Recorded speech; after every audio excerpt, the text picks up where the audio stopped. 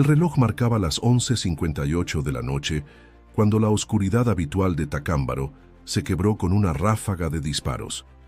No fueron fuegos artificiales, ni el estallido de una celebración improvisada. Fueron balas, gritos, caos.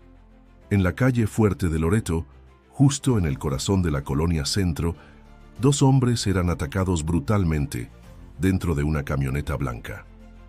Uno de ellos era Salvador Bastida García, presidente municipal de Tacámbaro. El otro, su escolta, el agente Pastor Cortés Álvarez. Si te interesa conocer las historias más impactantes de México y el mundo, suscríbete a nuestro canal y activa la campanita para no perderte ningún detalle. Los vecinos no tardaron en asomarse, primero con temor, luego con incredulidad. En una comunidad acostumbrada a la calma superficial de los pueblos michoacanos, el estruendo de armas largas no era algo que se esperara en plena zona urbana. En el asiento del copiloto, el cuerpo de Pastor Cortés yacía sin vida, su uniforme aún empapado en sangre fresca. Salvador Bastida, aunque gravemente herido, aún respiraba cuando los paramédicos llegaron. Fue trasladado de inmediato al Hospital María Zendejas. Las luces de emergencia pintaban de rojo las calles silenciosas mientras la ambulancia avanzaba a toda velocidad. Minutos después, cuando los médicos intentaban estabilizarlo en la sala de urgencias, su corazón se detuvo. A las 12:24 am se confirmaba la muerte del alcalde de Tacámbaro. La noticia cayó como una bomba. A través de sus redes sociales, el ayuntamiento publicó un comunicado breve, cargado de pesar. Este trágico acontecimiento nos deja en un estado de tristeza y reflexión. Queremos reafirmar nuestro compromiso con la paz y la seguridad de todos los tacambarenses. Hemos solicitado el apoyo de las instituciones correspondientes para esclarecer este doloroso suceso y asegurar que se haga justicia. La comunidad aún incrédula comenzó a inundar las redes con mensajes de luto, preguntas, sospechas. ¿Quién mató al alcalde? ¿Por qué? ¿Qué estaba ocurriendo realmente en Tacámbaro? Nadie se atrevía a decirlo en voz alta, pero en los corrillos del mercado y las mesas familiares ya se murmuraban 3 letras: CNG. La mañana siguiente amaneció con calles patrulladas, retenes instalados en las entradas al municipio y helicópteros sobrevolando la zona. La Fiscalía General del Estado de Michoacán confirmó que ya se realizaban actos de investigación para esclarecer el doble homicidio. Nuestros agentes ya se encuentran en el lugar del ataque y en el hospital donde falleció el presidente municipal. Se han iniciado las diligencias correspondientes, incluyendo el traslado de los cuerpos al Servicio Médico Forense para la necropsia de ley. El gobierno del estado también se pronunció con rapidez. A través de un comunicado oficial, condenó el asesinato del edil y su escolta, y aseguró que se dispondrían de todos los recursos para esclarecer los hechos. No permitiremos que este crimen quede impune. La Secretaría de Seguridad Pública, en coordinación con fuerzas federales, ha iniciado un operativo para localizar y capturar a los responsables. Mientras tanto, en las casas de Tacámbaro, las familias comentaban en voz baja lo sucedido. Algunos recordaban haber visto al alcalde en los días previos, aparentemente tranquilo, saludando a los comerciantes con la misma cortesía de siempre.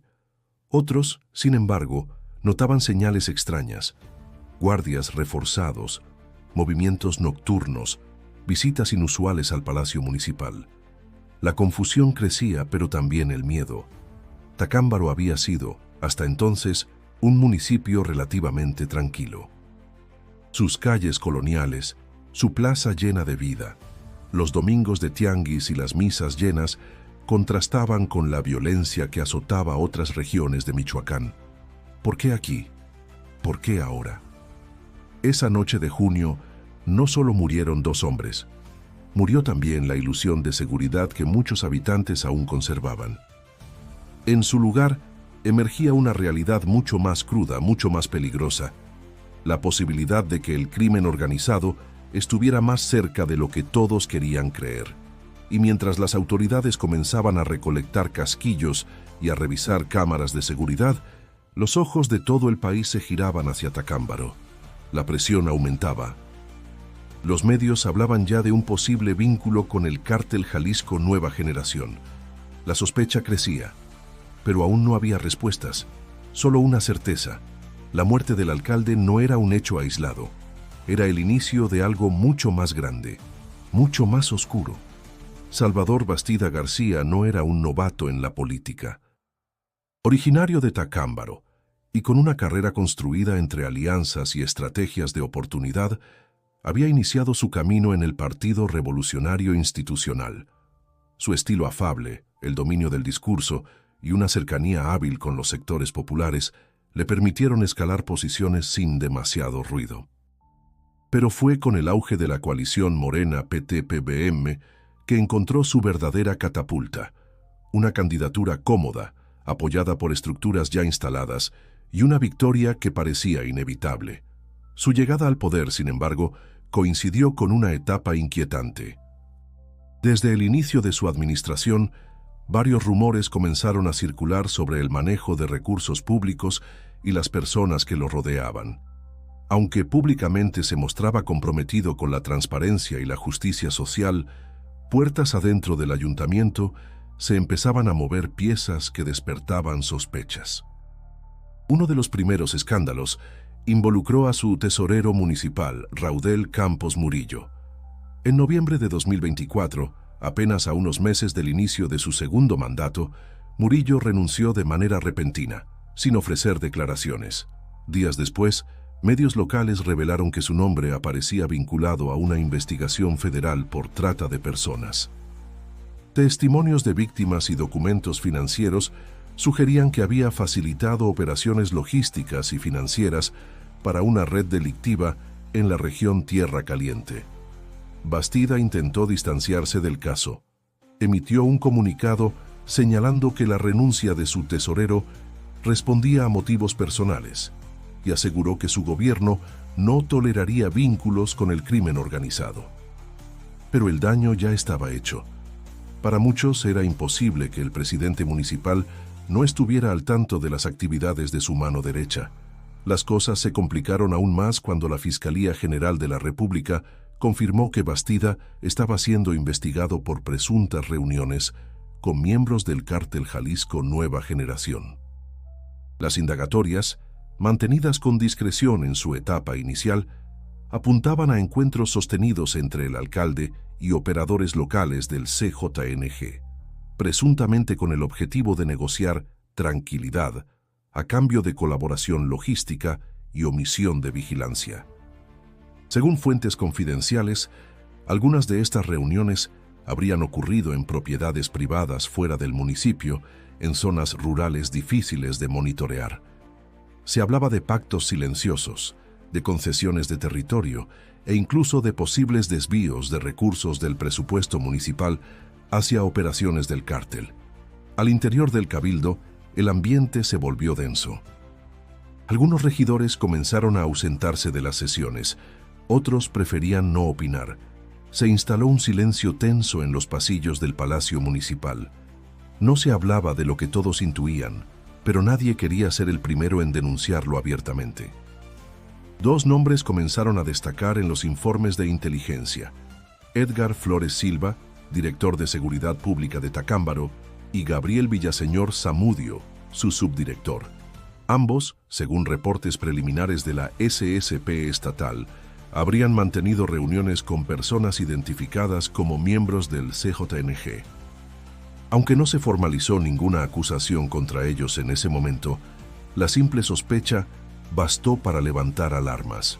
La población, mientras tanto, se dividía entre quienes defendían a Bastida como un político víctima de una campaña de desprestigio y quienes veían con claridad que algo turbio se escondía tras el discurso de orden y progreso. Las calles continuaban en calma, pero la desconfianza se instalaba poco a poco, como una sombra persistente.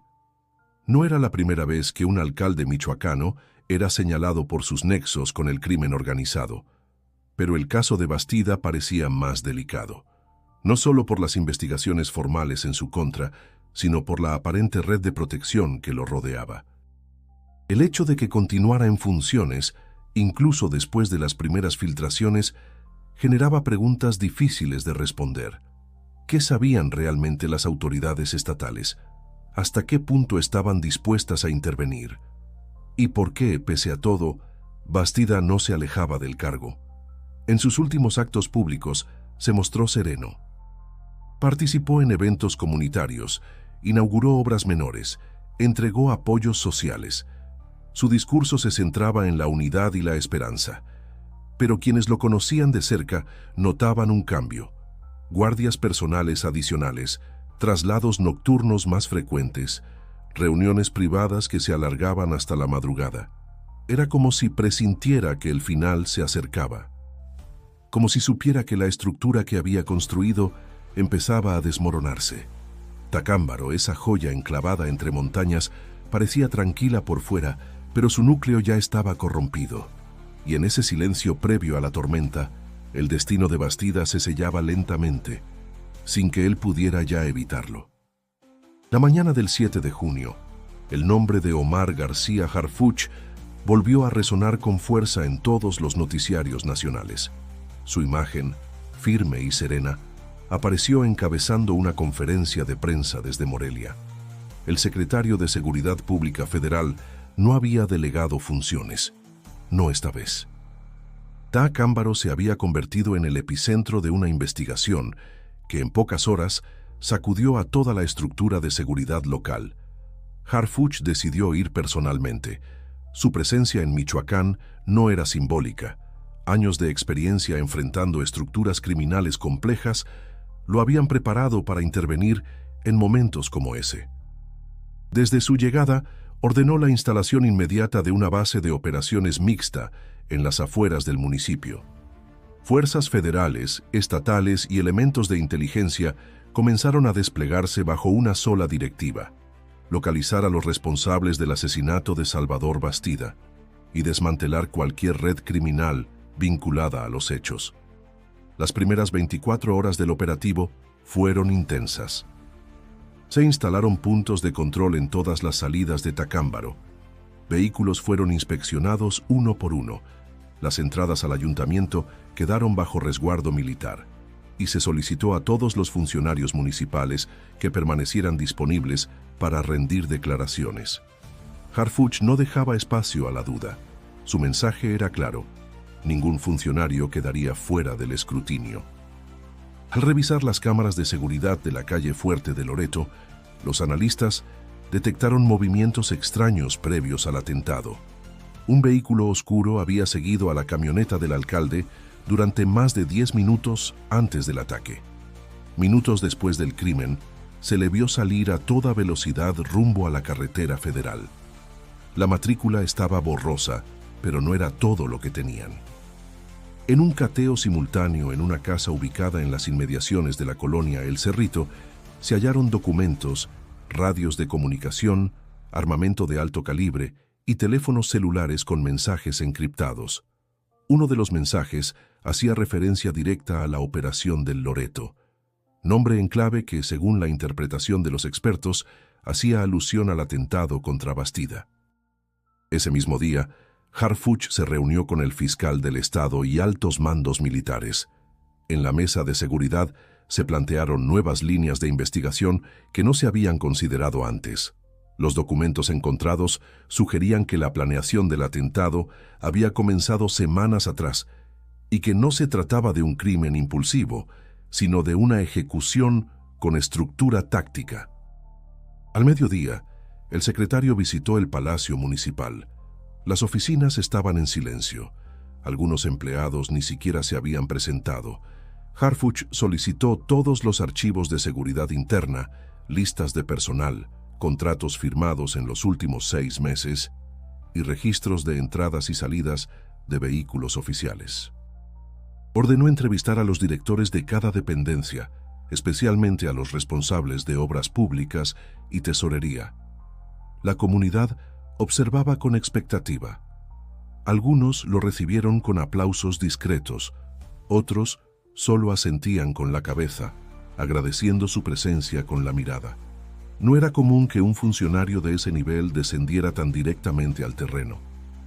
Pero para muchos en Tacámbaro, su llegada representaba la esperanza de que finalmente se haría justicia. Los medios comenzaron a cubrir cada paso del operativo. Las calles se llenaron de reporteros, drones, unidades móviles. Harfuch no ofrecía declaraciones largas. Sus respuestas eran precisas, directas. Vamos a encontrar a los responsables. Todos, dijo a un grupo de periodistas antes de ingresar a una reunión con mandos federales. Entre los informes recopilados por su equipo, apareció una serie de transferencias bancarias sospechosas vinculadas a una cuenta a nombre de un proveedor del ayuntamiento. Las cantidades superaban los 2 millones de pesos, transferidos en menos de 3 semanas. La cuenta, al ser rastreada, mostraba vínculos con otra entidad en Apatzingán, bastión conocido del CJNG. El nexo era cada vez más evidente. Al caer la tarde, comenzaron las primeras detenciones. 3 individuos fueron capturados en una brecha rural a pocos kilómetros del municipio. Portaban armas, radios y mapas de la zona. Aunque no confesaron, uno de ellos llevaba en su celular una fotografía del convoy del alcalde tomada horas antes del crimen. No había duda, estaban vinculados. La noche terminó con un anuncio breve, pero contundente. Harfuch confirmó que la investigación avanzaba con celeridad y que se había establecido una línea directa con la Fiscalía General de la República. No vamos a permitir que este asesinato quede impune y no descansaremos hasta llegar al fondo de esto. Tacámbaro, por primera vez en semanas, durmió con un poco de alivio. Las luces de las patrullas seguían encendidas. El silencio aún era tenso, pero algo había cambiado. La certeza de que, esta vez, alguien estaba dispuesto a ir hasta las últimas consecuencias. El avance de la investigación liderada por Harfuch no tardó en fracturar el silencio institucional.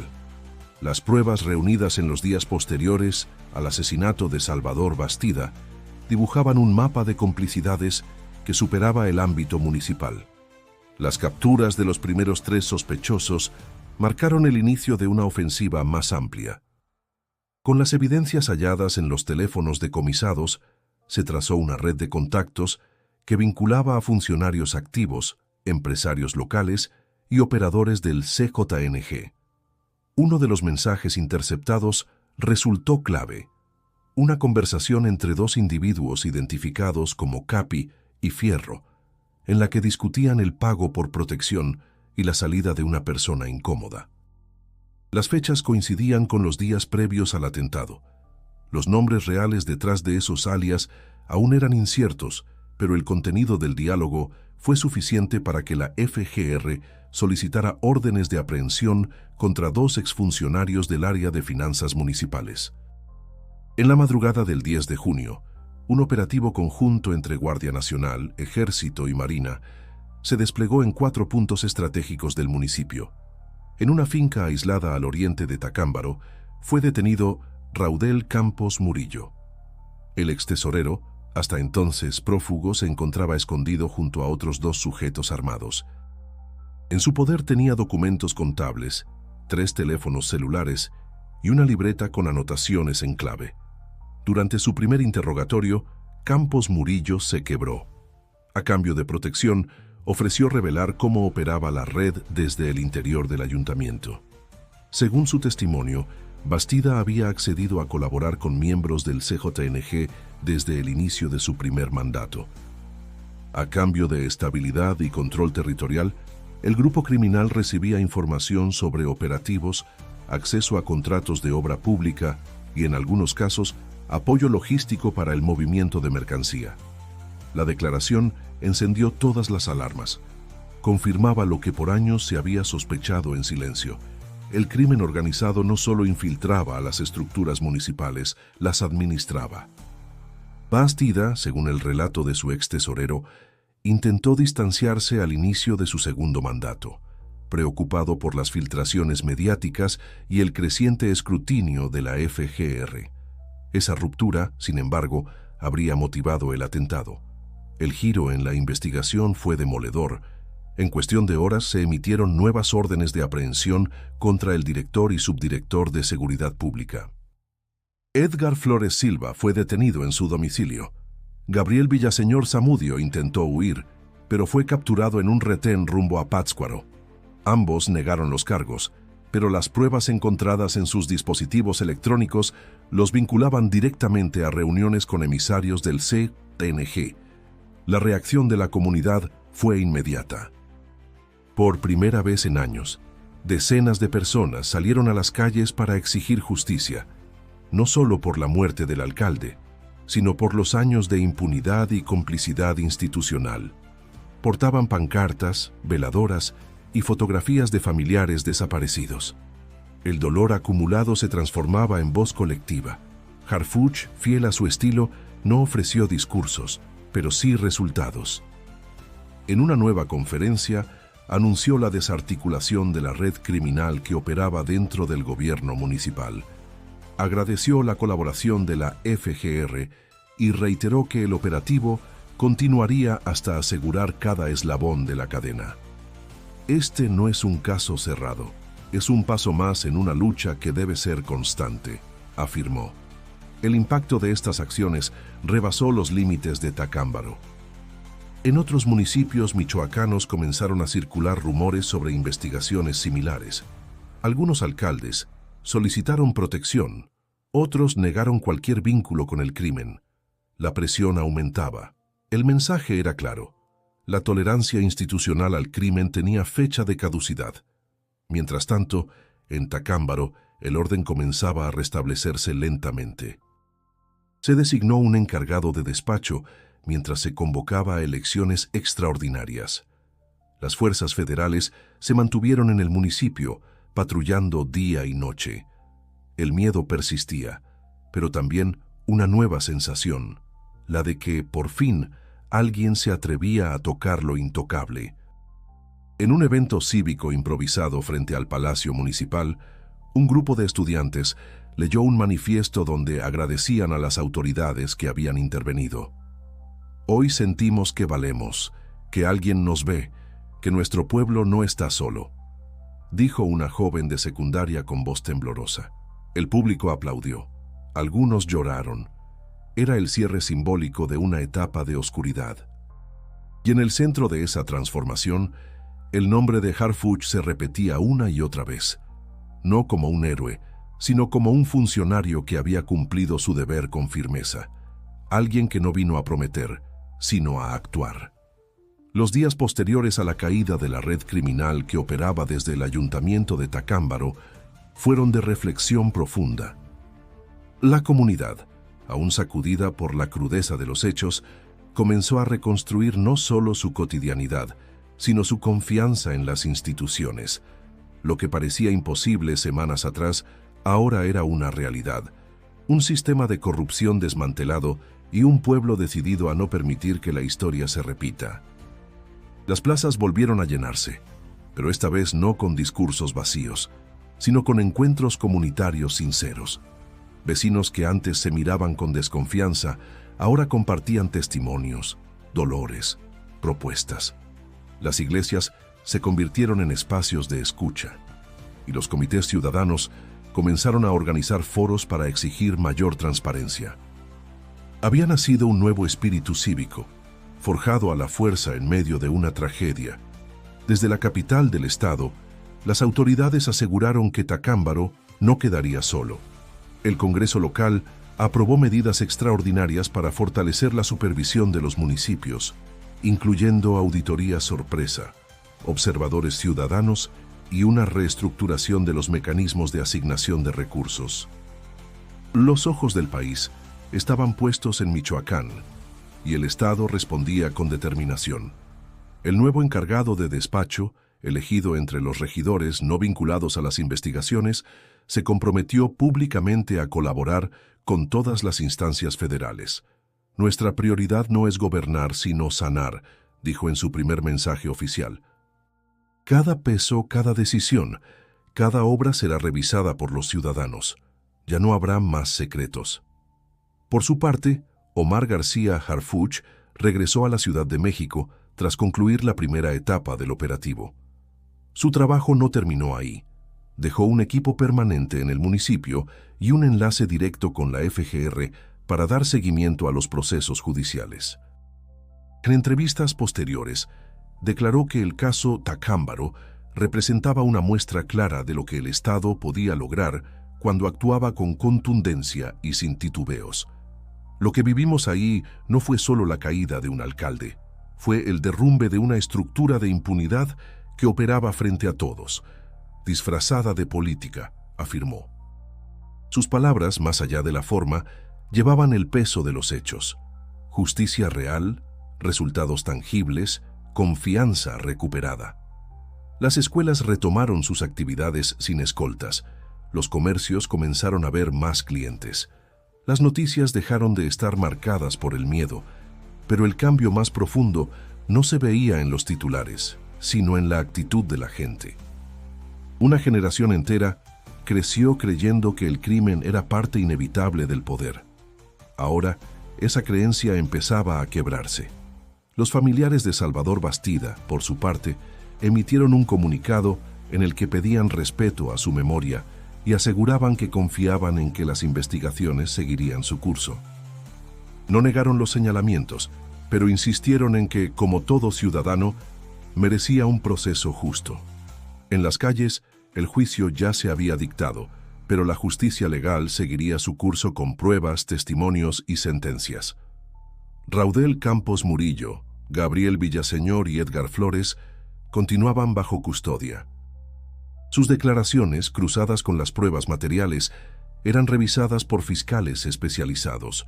Se anticipaban procesos largos con ramificaciones aún por descubrir. El CJNG, aunque golpeado, no había desaparecido, pero había perdido una pieza clave: la cobertura institucional. Mientras tanto, en Tacámbaro se tejía un nuevo relato. Uno donde la gente no solo sobrevivía al miedo, sino que lo enfrentaba. Donde los jóvenes preguntaban, cuestionaban, se organizaban. Donde cada decisión era vista como una oportunidad para marcar una diferencia. No era una utopía, pero sí un camino diferente. En una ceremonia simbólica frente a la parroquia principal, un grupo de madres colocó una placa con los nombres de las víctimas del crimen organizado en la región. No los olvidamos, y por ello seguimos de pie, decía la inscripción. No hubo discursos oficiales, solo abrazos, silencio y una esperanza compartida.